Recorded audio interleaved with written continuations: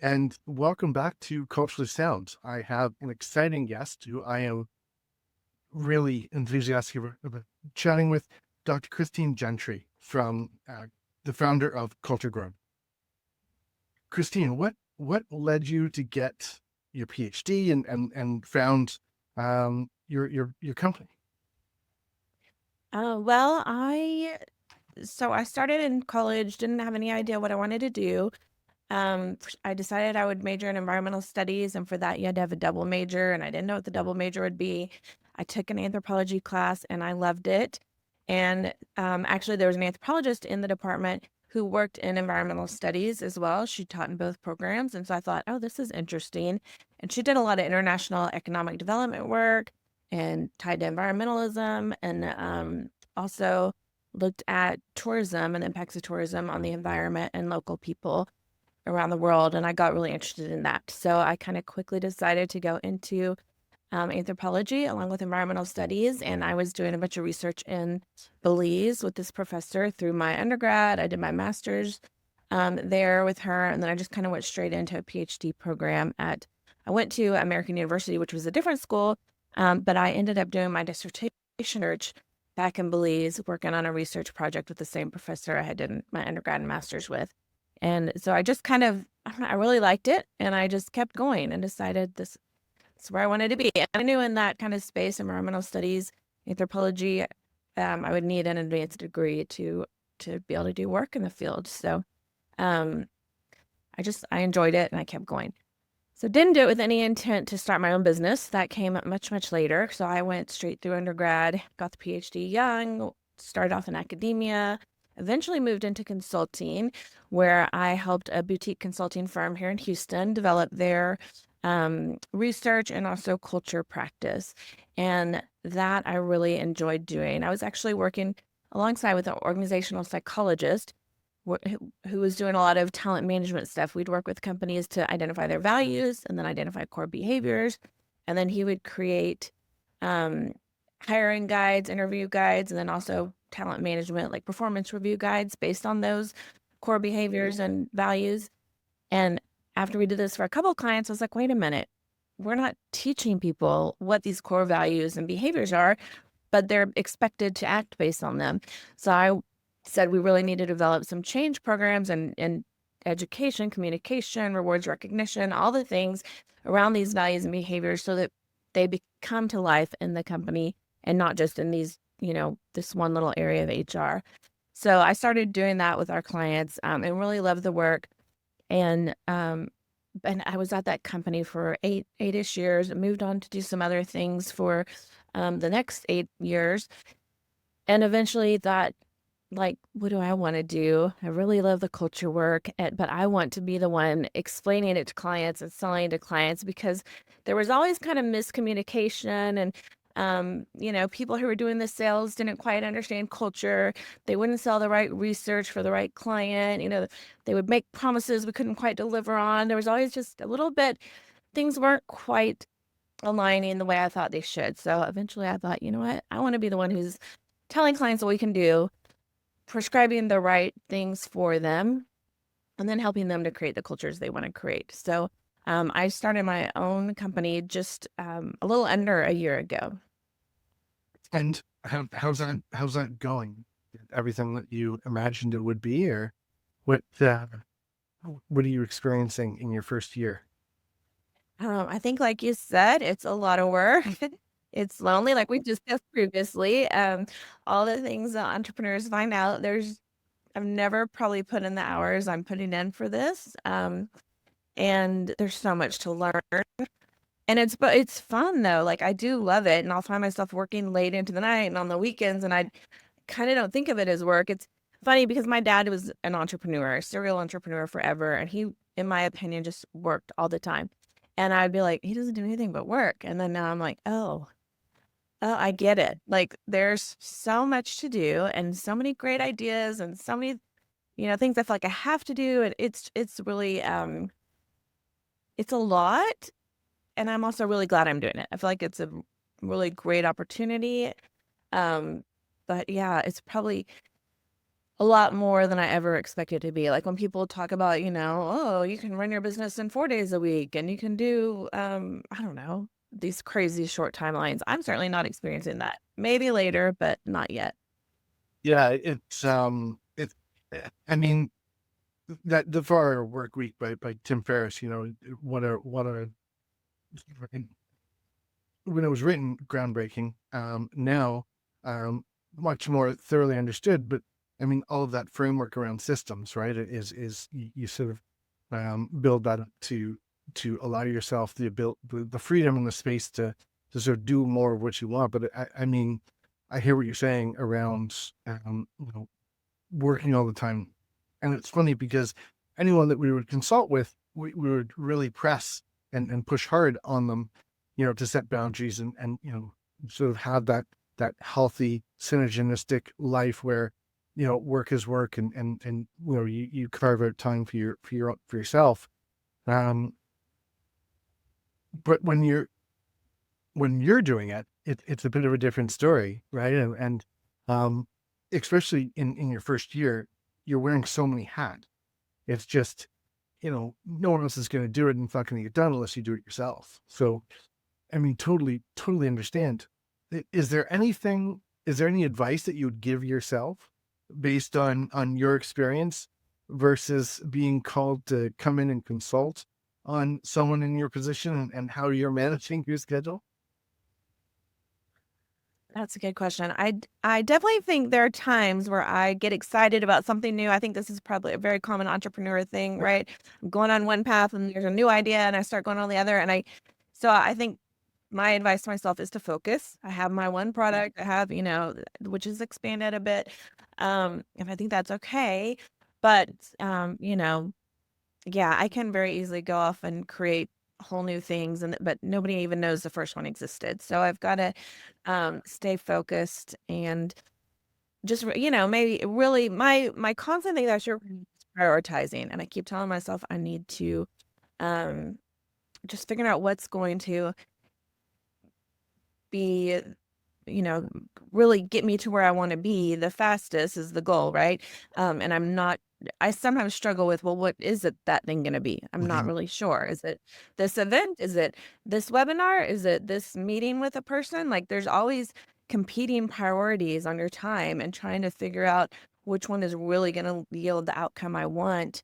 Um, I mean, I don't know. I don't know the answer to that. So it makes it hard to prioritize my time. And, some people will say, like, talking about sales and business development, right? Some people will say it's all on LinkedIn, all social media, just put all your time there. And then other people say it's all in person. You have to be in person. And others, it's just, there's different ideas, different theories. I'm kind of trying them all. And I can't say that one has been better than the other yet. Like, I'm still working everything, which I don't know, maybe that's not good. Maybe I should have aimed at, just really gone in on one and seen how that goes. I assume you could probably be successful either way.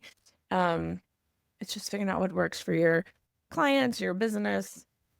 But yeah, that I don't know that I guess I don't have like and my main advice to myself would be focus, but this why it's difficult to figure out what to focus on is I don't have the answer to that one, I don't think. Of course.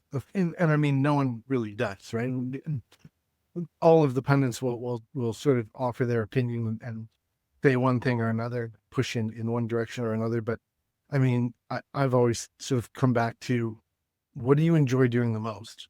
That's what you focus on, and Yeah. Uh-huh. hire for all the things that you don't like to do.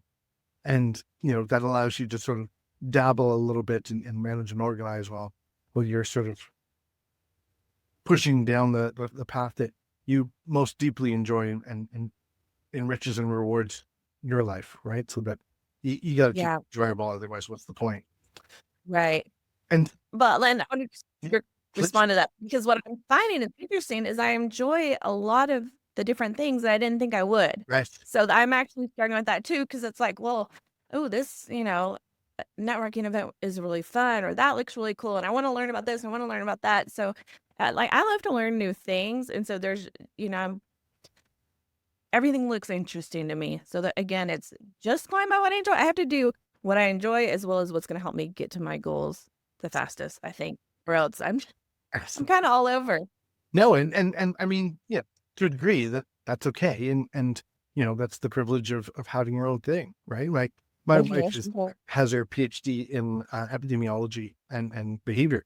And she's similar in sort of a lifelong thirst for knowledge and have stayed in school if it was, financially viable, which just it isn't. So, you know, she and I are very much the same. We're always interested in learning and sort of adapting and being curious about why something works and others don't, and how it happens and this doesn't. So I completely understand and empathize with that. Oh, that's kind of neat. Let's look at that. Yeah. But it's having that, and like you just said, having that focus and being able to sort of zero in on things. Yes. What is it about culture? I mean, when I saw that you had anthropology in sort of your CV and your history and your background, I was kind of curious as to how does that layer into how you approach culture and development within companies and businesses. Do you find that you lean on that knowledge base, or do you find that's completely disconnected? How do you perceive that? No, so you might know all this, but for your audience, Please. anthropology is such a big field, a huge discipline, and I focus on one subfield, which is cultural anthropology. So the others are archaeology, there's physical or biological, which has to do with like all things, primatology, forensics, a whole bunch of different things. And there's linguistics, and then cultural anthropology. So in the cultural anthropology space, the earliest anthropologists came up with the whole concept of culture. And it all started when they were during, colonialism, there's exploration going on. And that's when they were meeting other people and going, oh, wow, they're really different from us. And, why and what's happening here. And the earliest anthropologists were just recording everything they could and learning about cultures. And just kind of going, oh, their family, ideas about family is different, religion and economy, like everything, but they're all connected. So, so that's how they came up with this concept of culture, which culture is all of the things that we learn, the learned and shared values, beliefs, and patterns and behaviors of a group of people. So it's basically everything about humans that's learned rather than innate. And we share it in different groups, right? So, you can have culture on broader scales and down to like your community level or your organization. So when I was first went into doing consulting, I was actually hired to be a researcher and develop the research department and use qualitative research. They wanted to do that in addition to just quantitative. And so I was using the research methods, and that is similar, or it's the same as what we do learning about other cultures. We just did it inside organizations. And I think from doing that, and I knew anthropologists who worked in businesses there's a whole, kind of branch called business anthropology, where anthropologists had for years studied, one of the earliest ones in the US studied, she worked in Detroit for General Motors, looking at, the factories and how people worked and what helped make them successful and how could they do better. And so, I knew about all of that. So I was kind of like, okay, what can we do for our clients that, helps them to be successful, to meet their goals? And that was a part where I was looking at, okay, we're doing this one piece of talent management, but we're missing a whole lot. And at the time, what companies were doing that was really popular and new and catchy was these culture decks where they would put them out and, it was like, um, I'm blanking on the shoe company that was the first. They're still around where you order your shoes online and they have a great return policy. Yes. And they had, a culture deck. They were very popular for their culture deck, their company culture. Everyone loved it. So we started doing things like that were like teaching the values and behaviors. And also, even the way we did values and behaviors as a consulting firm, kind of when I came into this firm, we were growing the strategy management consulting side of the company. They had started as a marketing company. So we first started these workshops, I said, about values and core competencies, but they did not connect. And I was like, our values should guide behaviors, right? Like that should be a clear thing. Like you have these values and therefore we want you to execute on these these are the behaviors we should see based on these values. And it should make decision making really clear for your team. If you have a real values aligned and driven culture, your employees should know, okay, we value customer service above all else, so I need to go out of my way to make sure the client is happy, right? As an example. But we weren't making that connection. It was like, there's core behaviors, there's values, and let's have hiring guides. And so, I think in my culture where I was like, this doesn't make sense. We've got to bring it together, and we got to do something that people can remember, and which comes from anthropology as well. Like, storytelling is one of the oldest things that humans do to translate their culture. And how we all remember things is through a good story. And that we've seen in cultures everywhere, as long as, even before written history, we have the pictures, stories told through pictures in caves. And that's how they recorded history, right? Or even on Maya temples, and they recorded history through their hieroglyphics. So it was, to me, it's very clear, like, it's the same things I learned of how to study cultures. Cultures are the same, it's just a different scale. Instead of looking at, maybe a whole group of people, you're looking at one company and how their people act and think and believe, and, how leaders impact that, and how do individuals impact, because, who has agency, who's going to impact the culture. But we often think of cultures being top down, but you can also have, like, the people can create their own culture if they don't, and they do. We see that a lot. Like, there'll be some rule and they say, okay, we'll kind of do that rule, but we're going to twist it to make it work for us, whoever's actually doing the work. Or maybe they just flat out ignore it. Like, I was just at a conference and someone was talking about how, for a company, so I'm in Houston, right? A lot of oil and gas companies around. And she was saying, when I'm at headquarters, we're all about DEI and, different cultures and experiences, and all this stuff is great. And then I go in the field, and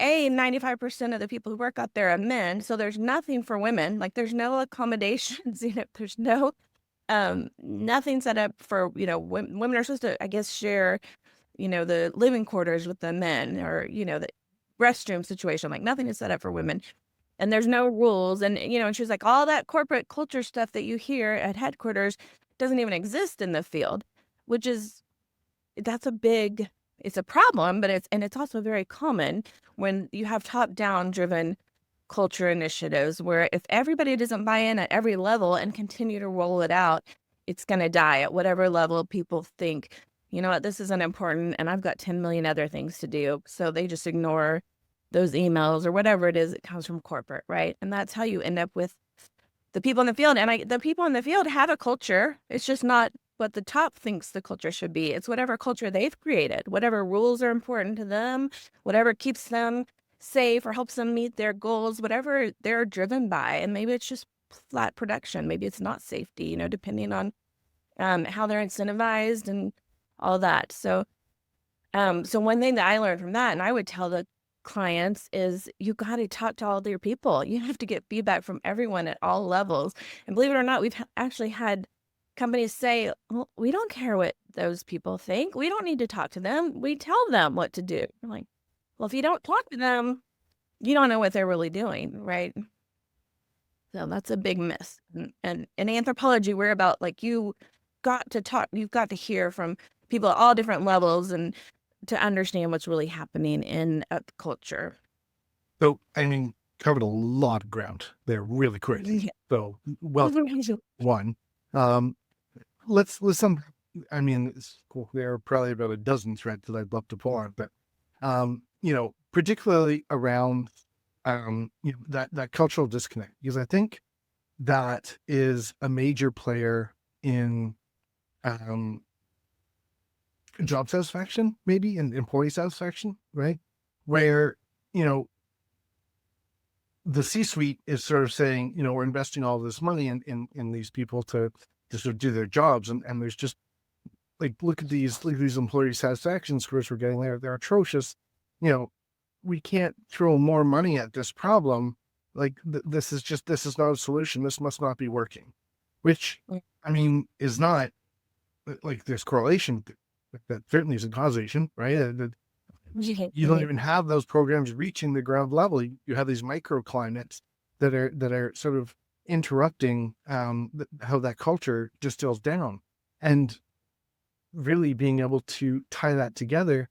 What do you see as a solution in those sort of scenarios? Because it just, I mean, please disagree with me. I'm totally open to this, but it's just not sustainable to have the C-suite go down to a drilling well and, chat with the roughnecks and, get their perspective on what they should be improving. So how does that, the distance from C-suite to them is so vast that implementation is unreasonable because they'll be retiring by the time that program gets implemented. What does that look like to you? Yeah. So I think feedback mechanisms. I mean, there's a lot of different way to get feedback from those people, but it's not only getting it, it's listening to it. And how many times, I mean, I've talked to so many employees, so many companies that say, "Oh yeah, we do an employee survey every year." And I'm like, "Okay, and what do you do with that?" Well, I mean, we look at the results and we move on to the next thing. We don't have to, Yeah, we do that. or yeah. So you have to figure out how to get feedback from all of your employees who are on the ground and aggregate and analyze. Like the C-suite is not going to sit there and read all the feedback. No, but someone else can do that. Or now we have AI, we have so many ways to actually get the feedback and um, analyze it so much quicker than we used to.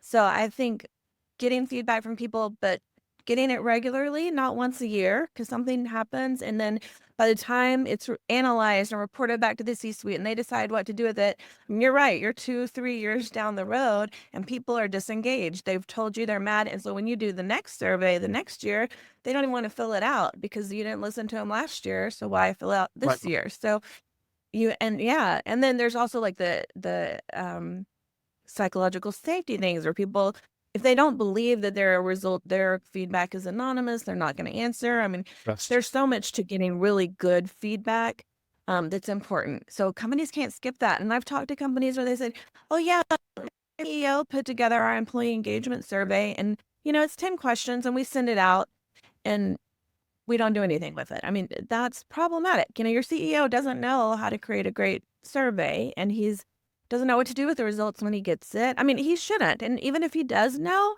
maybe he's all experienced in research methods.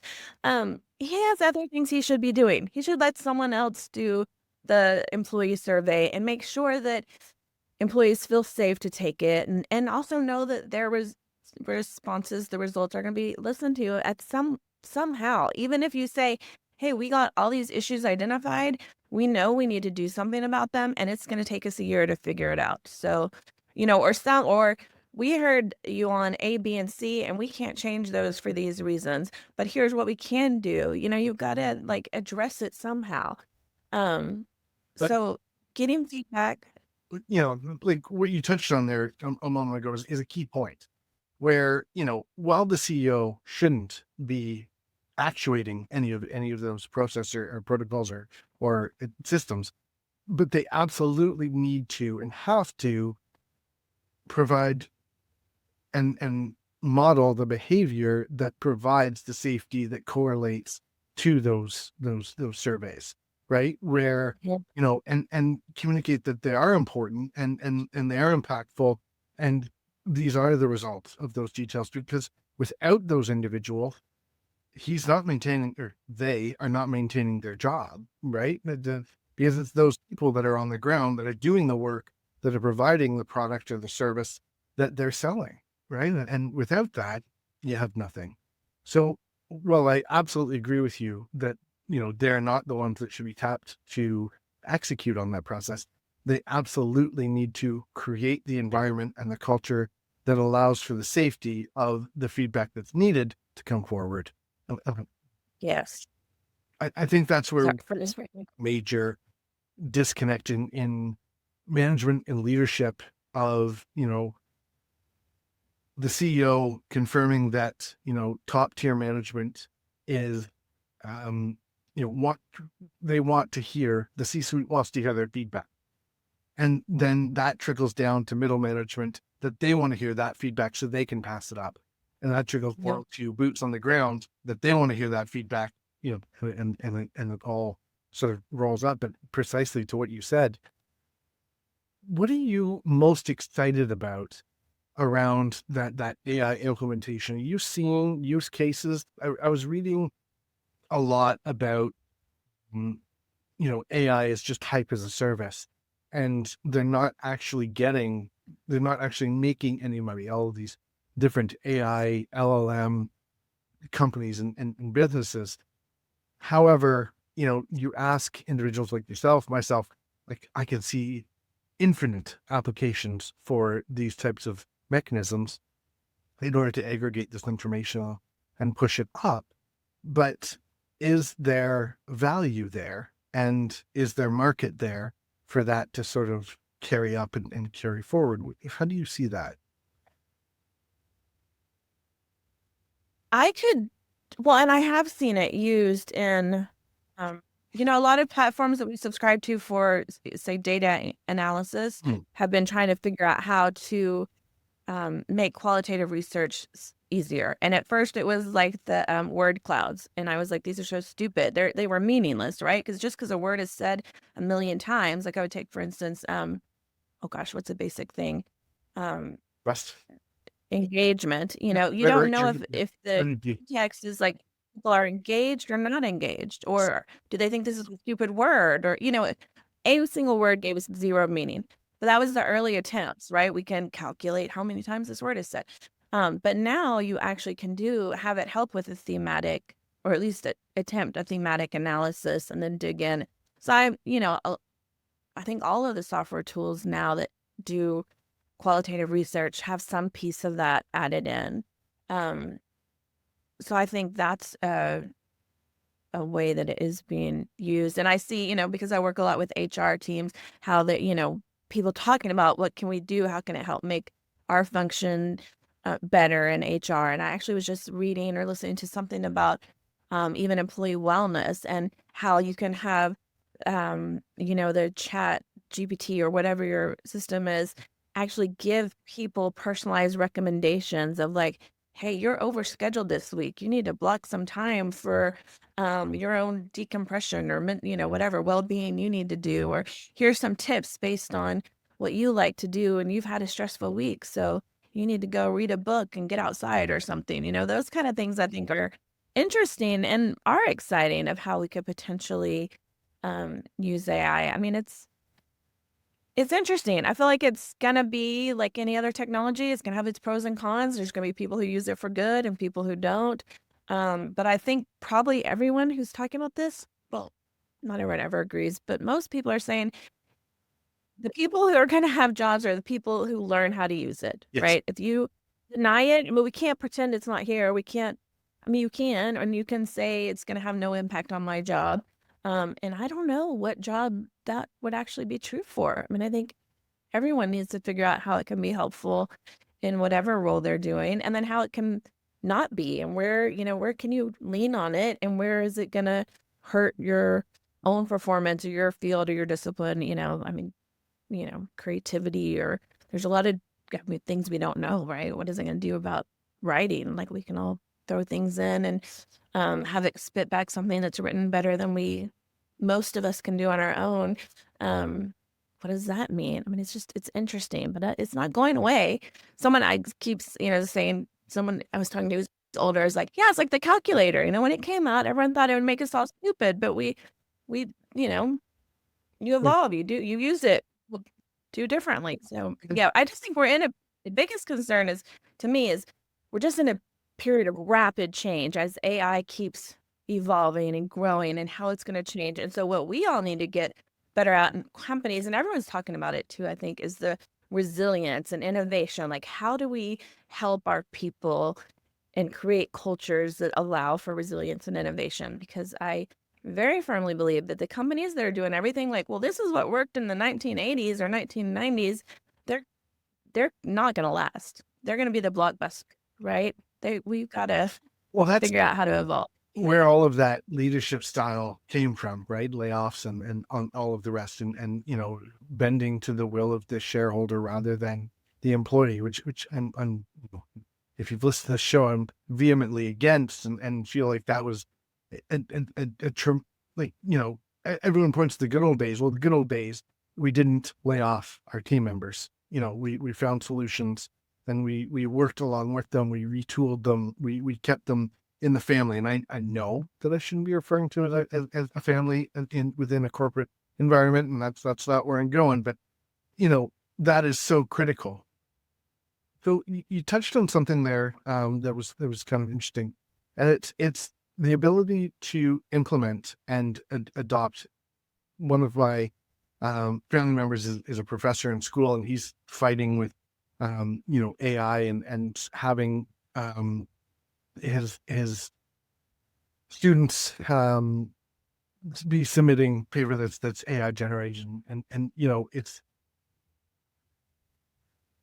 it was an interesting conversation because you still have to know that the output is good, and Mhm. you have to know the material well enough to be able to prompt well enough to get output that's good enough to as you described, write better than what we could individually. And I would take that a step further, and where is it where do we want the fastest advancement? Do we want it in that rote knowledge where we're regurgitating and we're digging deeper into our in our synapses, and we're spending the energy formulating it and creating that document? Or do we want the application, the creativity, and the expansion of that information and knowledge in how it's applied or used or creatively leveraged? And I think the latter, Mhm. is for those that love writing exams. I could absolutely see them enjoying the front end, the rote knowledge. But that's not what progresses society. That's not what progress. And this is a perfect area for you to weigh in on. I'm excited to hear your perspective on this. But that's not what accelerates the culture of society, right? It's the creatives, it's the artists, the ones that Mhm. don't spend time doing those medial tasks, that grab the colors and paint the masterpiece, right? And they're not doing that today without AI, because that just speeds everything up so aggressively in what they're able to accomplish in, as you said, within that confined space. Our greatest asset is time, right? We all sort of agreed on that. So how do we bring more value to time outside of leveraging these tools that the creative minds are developing and creating? Like, do you have any thoughts on any of that? Yeah, I think you spun up a lot there as well that I'm multiple things. I was like, oh, I'm gonna latch onto that. But one thing I'm thinking, which I think was towards the end of what you were talking about, is with the arts, and I'm totally with you. And ideally we use it to free up creative minds and for the things we do differently as humans, right? That the machine is not going to do for us. It's Um, there is an element of like, like I'll use Chat GPT and writing stuff, and sometimes it's just plain wrong about culture. I mean, it says stuff and I'm like, oh, it's just not quite right. So yeah, we have to know enough. And how do we teach? I think as students, because I was in education a long time too. Um, teaching them to even be critical thinkers about the sources of information is tough. Now you're going to one source, but you want to make sure that the things it's saying are actually right.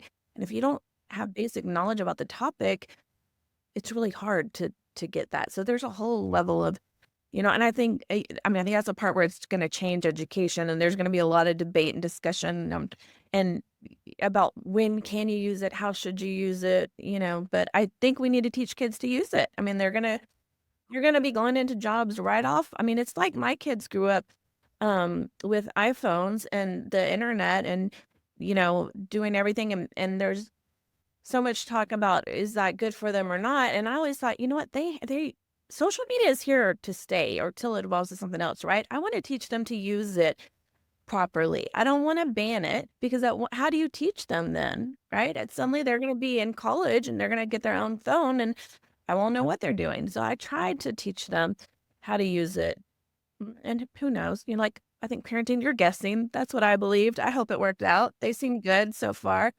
Um, but we'll see. Time will tell. Right. But with the arts, and so gosh, I went on a different topic, but what No, it's I great. thought when you were Yeah. talking, Well, um, thanks. What I thought when you were talking is how we have a lot of um arts and things that people did in the 70s that are coming back. So it's like as technology evolves, we also tend to go back to things. Like people want to hand make things, they're growing plants a lot again. I don't know, macrame. Like when the last time I went to a art, kind of maker's market, I guess, I was like, this literally looks like my mom's house in the 70s and 80s. Like everything that was cool then is back again. It's so weird. Um, but I think we tend to do that, right? As we advance in some ways, we go back to the older comfort things in other ways. And I'm also thinking of like, what cool things are artists going to create that, like you see, I love the mixed media arts where people use like text and print on top of drawings, on top of, whatever, and they create these cool new things. So who knows what they'll do with AI or whatever next. I mean, I think because I know the stuff I've seen AI put out, like, graphically isn't good, so hopefully we'll have artists work with it and get it to where it really is good. I'm sure before we know it, we'll be doing all our stuff, um, graphically through AI, but, yeah, I don't really think it's quite there yet. and I think, fashion, what's old is new again. And Mhm. the Mhm. cycles. But I think, and I actually recently, had a bit of a thought around this. And I think as we get older, and we, particularly parents, who aren't, maybe they're not as confident as they should be within their space, take comfort in going back to where they were comfortable back in the day. Right. And, Mhm. you know, the clothing, that you always looked up to your parents wearing, your older siblings wearing, and now you have the money to sort of get those things. And you that's kind of cool, right? To be able to do that. Or you want to introduce your children to what you used to really enjoy. And so those cycles become cyclical, and you have the opportunity to enjoy, uh, I don't know, a movie theme, Wicked. It's a different take on the Wizard of Oz, because I watched Wizard of Oz as a kid. Now I deeply appreciate Wicked and the stories that come along with it. And I can share that with my kids. And now we can go back and watch Wizard of Oz and share some of that magic, right? It sort of rolls in those cycles. So that's kind of an interesting thing that I sort of took from it. Do you,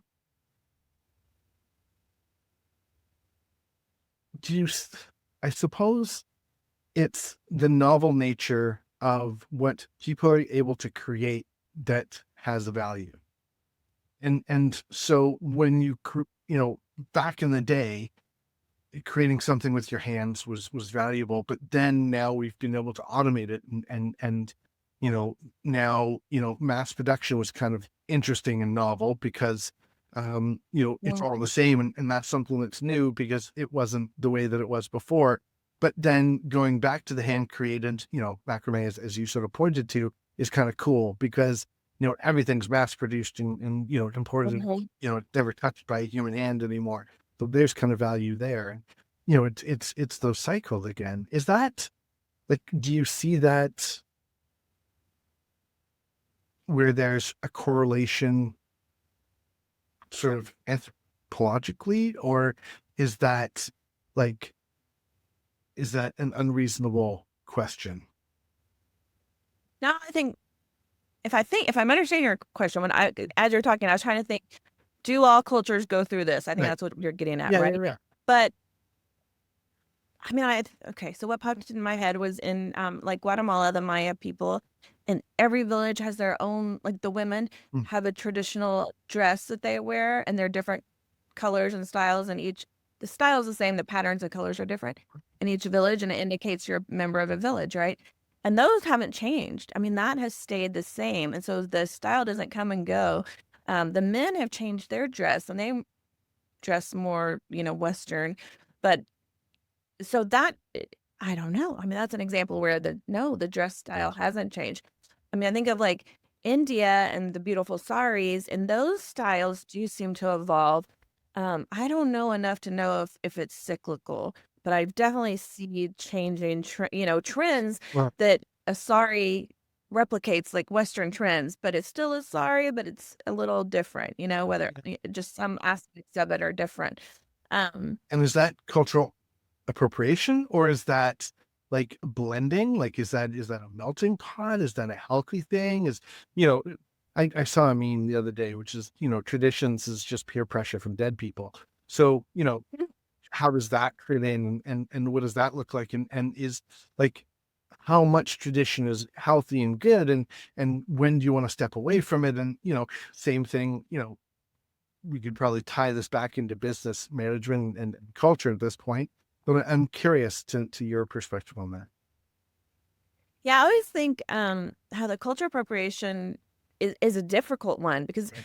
there's some times where I think it's really clear and you're like, yeah, that just seems distasteful, right? I mean, there's some things we as society have said, that's just, I mean, the Halloween, pretty much any dressing as any culture for Halloween is, most people, I would say, a lot of people frown on that now. But they didn't necessarily when I was a kid. We thought it, but now we know people don't like that. Maybe we shouldn't do it. But so appropriation, I think, can be a really fine line between, and I think a lot of it has to do with both intent of the person, but also just in how it's received, because the person may not intend anything except like, oh, this will be fun, and they don't think about how it's received. But if the people whose culture you're appropriating are upset by it, then I think that's where you should go, oh, sorry, let's not do that. I mean, that's an easy one. Let's not try to make people mad, right? But the other point point I want to make is that cultures constantly change. And so like I gave an example of my culture where the women still wear the same clothes. So that part of their culture hasn't changed, but I guarantee other parts have, whether it's, women working, language, how many kids they have, all these, things. Cultures continually change. And so the example I use with the Indians is the saris.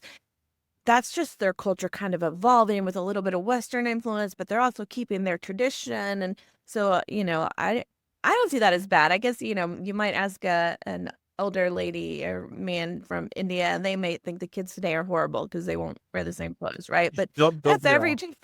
every society. We all have that part. I do think we all have. Everyone thinks the younger generation Yeah. is ruining everything because they're not doing it the way we used to do it.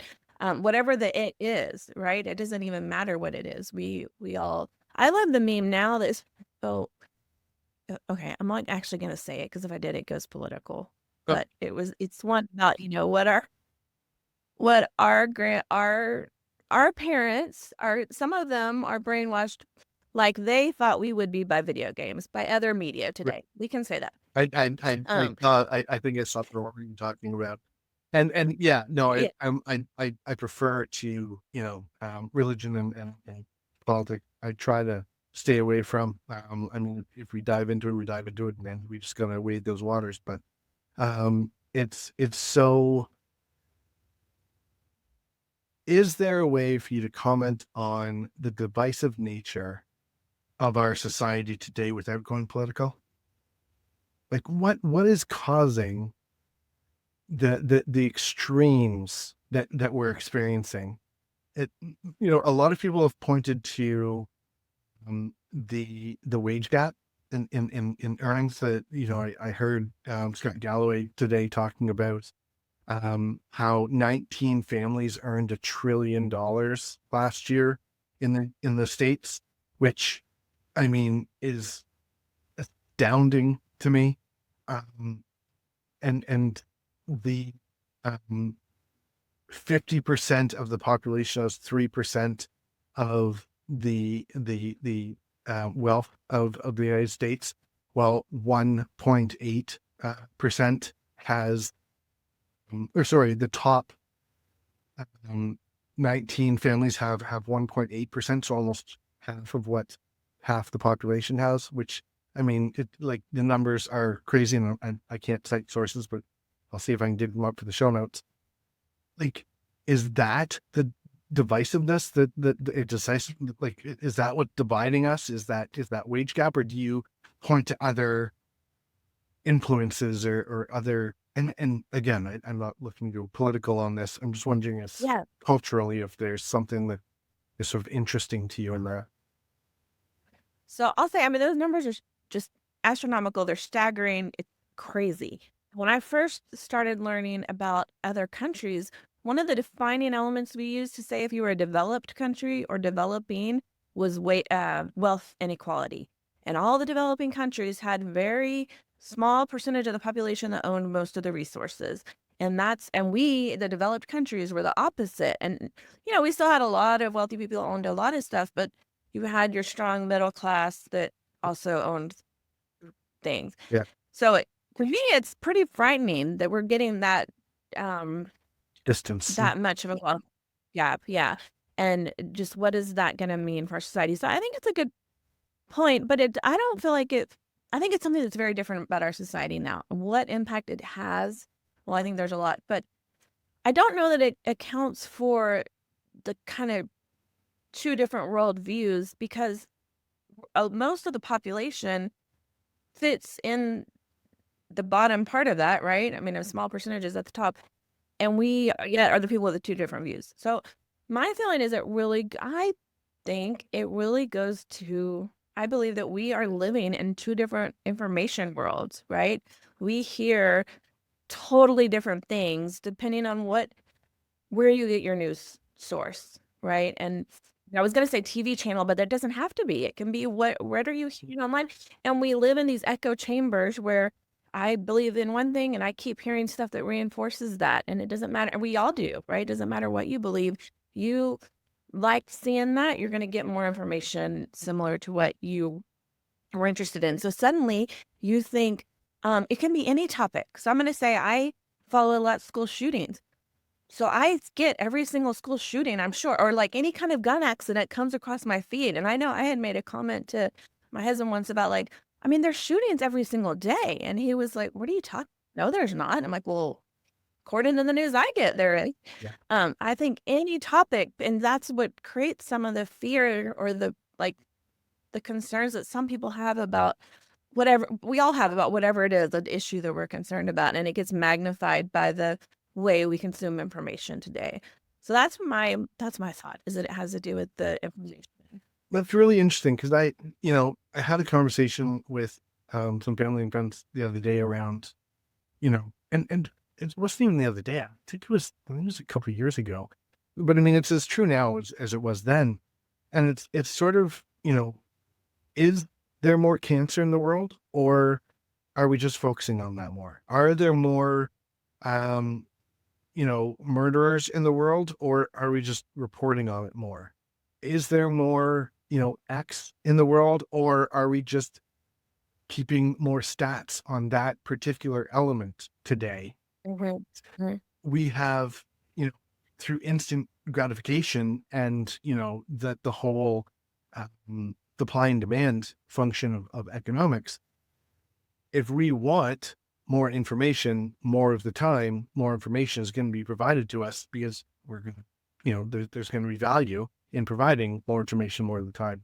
So we're able to get news any time of the day, which creates a really large window for the amount of news that we can consume. No longer Mhm. 6 o'clock news. And if we miss that, we can catch the 11 o'clock news. No, it's all day. So we're inundated with this information, and not only that information, but stocks and sports and, social, glam life and anything else that we're possibly interested in, we have access to. Suggestively, should have made us smarter, right? Because we have more Mhm. information, but instead it's done, and I don't know how you want to qualitate smart, but it's allowed us to bury ourselves within what makes us feel comfortable, and we don't have to Mhm. expose ourselves to what makes us uncomfortable. So, Mhm. whereas I'm very intentional about, following both sides of the political aisle and hearing the arguments so that I can see, the news that both sides are getting, if you want to break it down to a binary approach. But I try to diversify, as they suggest, if you want to be rich, you diversify your investments. I feel like if you want to be smart, you've got to diversify your influences. And again, I went on a bit of a diatribe there, so feel free to pull on anything that was interesting in any of that, and nothing if nothing was. No, I think I fully agree with you. Yeah, the information, and ideally people would do what you're doing, but I don't think most people do. I think most people Uncomfortable. have what they like to hear. We have what we're comfortable with. We have our favorite podcast, our favorite. I mean, I think the information sources are changing, but not forever. And like I was just at my dad's, and I was actually shocked to see that he still gets the actual physical paper. I was like, huh, there's still some people that get that, you know? Um, a lot of us don't share, but as the generations, I think if you ask like where my kids get their information from versus me versus my dad, those are very different. And I do think, print news is not going to be around forever. Just because, yeah, the younger people don't buy it as much, right? But it it would probably benefit us all to be more diverse in our news sources, but I just don't think most people are. And it's part of I'm with you of like it's such an interesting thing that where we have so much information at our fingertips, and yet people don't take the time to check their sources and look at what are the credentials of this person. I mean, I had someone send me videos before that, they were like, this proves my point. And so I said, oh, wow, that's interesting. Let me see who this person is. And like the person had been banned from all major societies, and he was talking about medical stuff, no medical society. They took his license away, and there he is making YouTubes that people are sitting around as if they're facts instead of like, maybe that's a problem. Maybe we shouldn't. And then, of course, the other side, they would say, well, they took his license away because they're scared of the information he's sharing them. And I know what it's like to go, when my babies were born, I was researched the heck out of vaccines. And that was the time when we weren't sure if Andrew Wakefield's study about vaccines causing autism was true or not. And there was a lot of debate, and the people were, they're saying the pharmaceuticals are going after him because he's, proving that they did something bad, and, follow the money. I mean, there's like, you can find logical arguments on both sides, and I think smart people just don't know what to believe then. And that's what happened. Then we start going, well, if I don't know what to believe on this, nobody seems to have an answer. And then that's kind of, I think we got to this place where people go, well, nothing's real. And, or who knows? We don't know who to trust. And I actually think that's a big problem in the society we live in now, too, where people think, I mean, even I think some of what you're saying, like, yeah, I could go listen to some stuff that's reported as news, but if there's no facts based to it, I don't think we should report it as news. I mean, I like back when we have some truth in our media, and we had to have balance, but it had to be fact-based, and you could actually sue people for telling lies and spreading things and false information, and that was problematic. I mean, now when people can say anything they want, and there seems to be no concern for truth. I mean, I feel like that's one thing we really lost in our society. I always go back to like Clinton, and we were so upset because he told a lie. And then Right. there was a second lie, ruined his whole career. Right. And now we just let people lie all the time. And he'll say, well, I mean, I think a lot of people don't even think it's a lie. They'll just say, well, I mean, that's what he thinks, and maybe he's right. We don't know. We've started taking, what is the theory? It's not relativism. Is it I don't know, modernism to an extreme where we question everything. But there are some things that are right in the world. There's some facts, right? We do have facts, but we seem to feel like you can argue anything, and we confuse people, and we forget that there is a truth. There are some things there are truths, right? Yeah, it's something that I said in a conversation recently was, the appetite for apathy, for hypocrisy today has never been higher. And it's a willingness to participate in what's being shared because it suits the narrative that we wish to be true. And now, how do we determine what is true? Because what's true and a lie is so blurred, depending on who's saying it, that I don't know.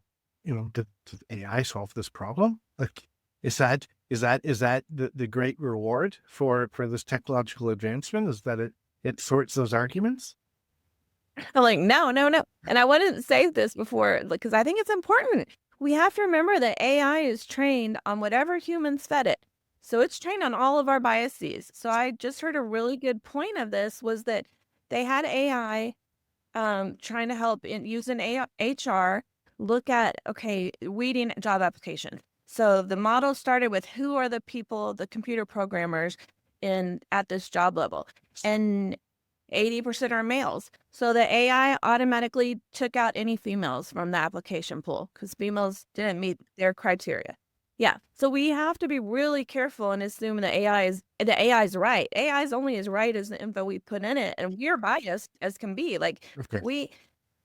I hope I think a lot of people don't even want to acknowledge that we all have some biases. We just do based on how we grow up and what we know and what we don't know and the world we live in, and Likes and just yeah, if we don't admit that, then we look to AI for the truth. That scares me. That actually really scares me. Look, I mean, it's certainly not something we can manage today with the hallucinations and the toxicity score. And I think the toxicity of AI is directly correlated to the inputs, right? And it's just, AI naturally, if you just let it go, grows more and more and more and more toxic because I feel like the inputs, we need some sort of mechanism that, sort of buffers that out. And, maybe we need that in our own, like, humanity in itself. What is our own toxicity buffer for ourselves, what, that maybe that's a good question for you. What does allow us to buffer out the toxicity as a culture where, to allow us all to live cohesively in a happy environment, those rules and those boundaries, all of those fictitious made up things that are imaginary, that's what bounds us within society, our laws and our governance. That's wrong. It used to be religion. Now the rule of law. How does that, what does that evolution look like? Do you have a thought on that? And I continue to put you on the spot here, but No, that's a tough one. And you know what? I went to immediately, so we'll just talk through it. Because what I'm thinking is like, I think we just, it's simple. It could be really simple of we just all treated each other the way we really wanted to be treated, just like going back to humanity, like what makes us. And I think anytime you get people together that we disagree with on these big topics and you start talking, like we all care about the same basic things. I mean, humans are really simple and like we all want to be, loved. We all want to belong. We all want our kids to have, what they need to survive. Like we're all pretty protective about the people we love. Um, we all have insecurities, and I think those insecurities are what make us clash, right? We get protective or competitive. I mean, it's that insecurity kind of mindset or what fear driven or whatever, where we think there's not enough resources, so I have to fight for mine. yeah, Or then let's all work together and share. And so, yeah, I go back. I mean, I honestly, and I don't know. It's like go back to those things like everything you need to know to succeed you learned in kindergarten kind of things. Like let's share, let's be nice, let's love each other. Like I mean that's really culture work is about let's just create an environment where we're kind to people and people. And I actually really love some people who are doing work in the space. And one is like their talk and book is called like love as a culture strategy or love as a leadership strategy. And someone else I know does kindness works. And I'm like, oh, that's such a great way to do this because culture gets confusing to people. But if you're just talking about kindness and love, like we all know what those are, and that works, right? And I wish I wish it was that easy. I think we have too many barriers. But on the other hand, sometimes I think, we just need people to actually talk to each other because whenever you do talk to people who are supposedly on the opposite side or on the wrong sides from each other, we have a lot in common. I mean, there are some things that we don't. And some of it, though, I think is just lack of awareness, lack of knowledge. You believe what you believe so strongly because you didn't ever see something different. And that's what I love about cultures and Right. teaching people about cultural differences. And, we grow up believing what we do based on where we live and what we believe makes sense for our environment, our religion, our families. But someone who grew up even across the town or different state, they fully believe all the things they believe because it made sense for what the area they grew up in. And it could be so opposite from you, but it doesn't mean you're wrong or they're wrong. We're just different, right? But you believe what works in your environment. And so just some of the understanding that it helps you to be less judgmental. We don't need to all believe the same thing, but because someone believes differently than I do doesn't mean they're wrong or I should take rights from them or dictate that they have to live the way I do. I mean, the more we can just agree to appreciate each other and learn from each other, I think the better off we are. But when we try to make everyone be the same, that's when we have problems. And I think, I've said it for years, and whenever anyone comes to me with a problem, like, they don't know how to respond to the issue that's in front of them, you know, tell me how you would want to be treated if you were asking for this, or you were looking to have this problem resolved. How would you, like, what's an ideal outcome to you? And they share it with me. And it's like, you know exactly what you need, because it's here. And literally every time, I can't think of once where I've shared that, gotten feedback, and it wasn't the right thing to do. And it's a lot of the people, and I've worked with teams of 50 where, there's no way that I can oversee and be intimate with all of them and make sure they're all making right decisions. I have to trust that they trust themselves to make the right decision. It's okay for you to make a mistake as long as you can give me justification why you made that decision. If you made the decision and you can justify why you made that decision to me, I can't get upset with you because I'm trusting you to be in that role as an adult and accomplish your responsibilities. So, let's have a conversation with what that looks like. And if I feel it was the wrong decision, then we'll have a conversation with that. But not once did I get someone that came to me and shared some sort of insight as to what guided them to make. Now, there are people that weren't able to justify their decision or well, it's because of this or that, but did you feel that was right? Well, no, but this is the way it was done previously. So let's talk about that and let's explore that. Maybe we need to make an adjustment on that. Anyhow, it's I think we just need to trust that we all want to get to the same end. And I think we may take a different route. I may go up the mountain, you may go through the valley. But at the end of the day, we both want to get to that destination, unscathed, unharmed, and, with the ability to wake up the following morning and keep on trekking forward. Yeah, I agree. If you were to describe yourself in 3 words, what 3 words would you use? I would say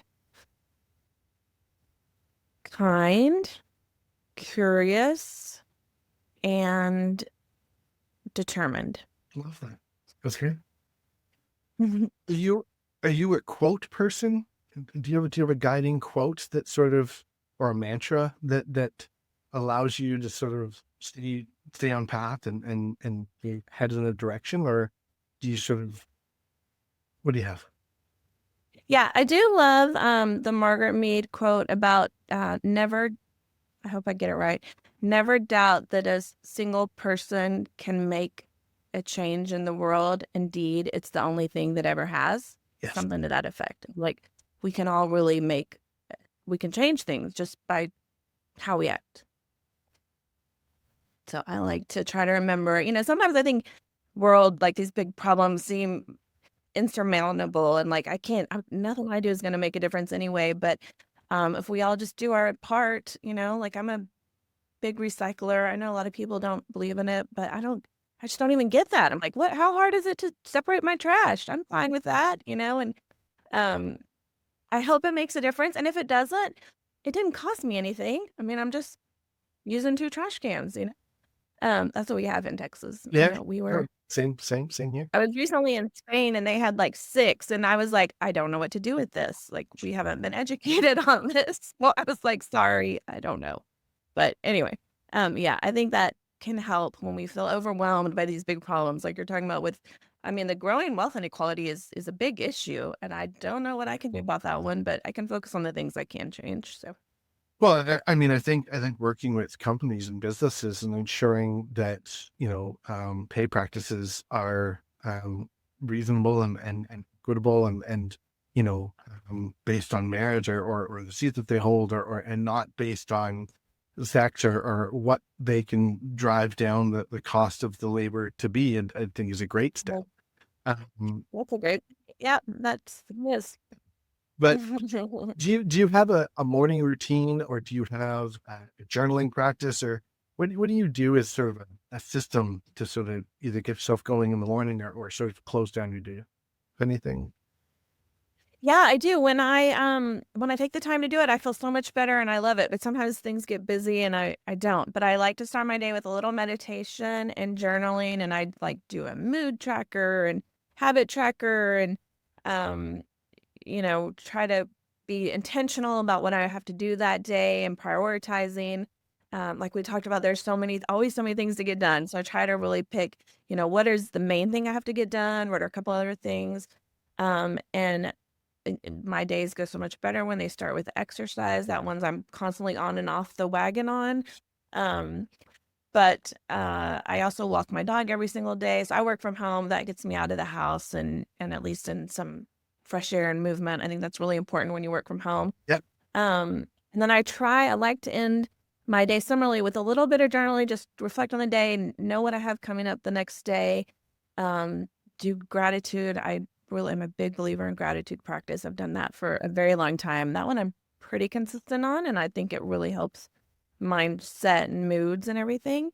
Um, and I read. I've gone to the point now where I have to read at least a little bit before I go to bed, or I just can't like shut my brain off and Yeah. I don't fall asleep. And do you on a device, or you analog and you got to touch the I, paper? I do all the things. I have a bunch of books, hard copies, but then sometimes I don't know if want a book immediately, then I get it on my device, or if I'm going to travel, Yep. I'll have it on a device. I have like a million reports open on my laptop that I read all the ways. Except I don't like audio. I don't dislike audiobooks, but it's not one that I just don't really do. I don't buy it. I listen to a lot of podcasts. If I'm listening, it's a podcast. If it's a book, I want to read. What is the one thing that you are most afraid of, and why? Now, this can be personal, this can be business, you can be as vulnerable as you wish, but like what concerns you? Oh goodness. So I can go a million ways, but I'm gonna go with what I started because Yeah, my instant reaction was, starting a small business right now. I'm terrified it doesn't work. yeah, I'm in that, new getting off the ground piece and and yeah, just trying to figure out, I've put so much time and energy and resources into this and I really want it to work. And, you know, um, maybe I shouldn't admit this, but there have been a few naysayers along my path and I'm always like, oh, I want to prove them wrong. Like I've got to make this work because I want to be able to show people.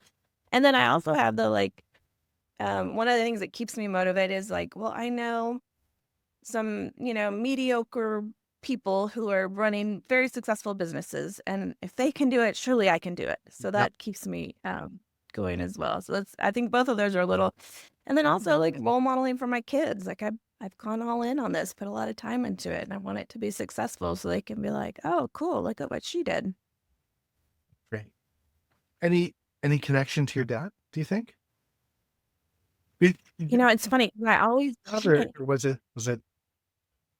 Well, I always kind of was resentful of how much he worked. Because even like I'd go visit him in college, I didn't have much time and he'd be working the whole time. I'd be like, why am I here? Even with when my kids were little and he would come to visit, but he always had to leave early for work or He couldn't come because of work, or work took all his time. And on one hand, I get it from the he's trying to provide, for the family and all of that. But I also it cost a lot for him with his time, that it took away from our family. So I always actually that is one thing that kept me from wanting to start a company.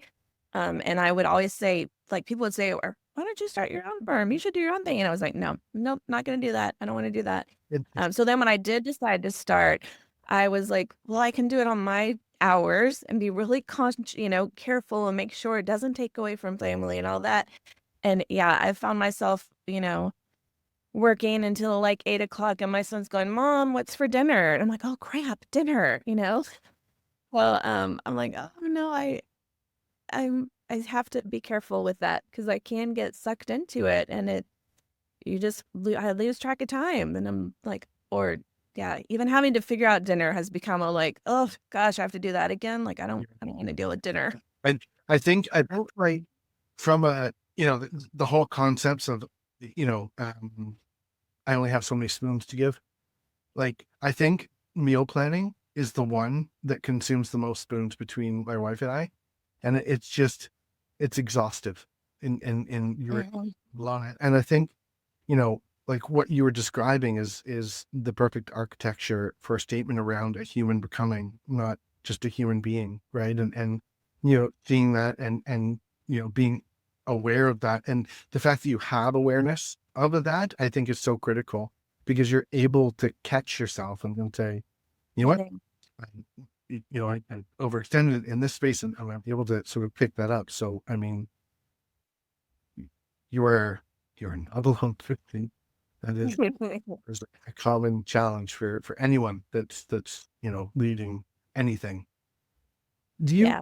do you have a favorite superhero, or a model, or a mentor, or something that you admire? I mean, I go to superhero because they stand for something in most people's minds, and they're able to sort of point to that.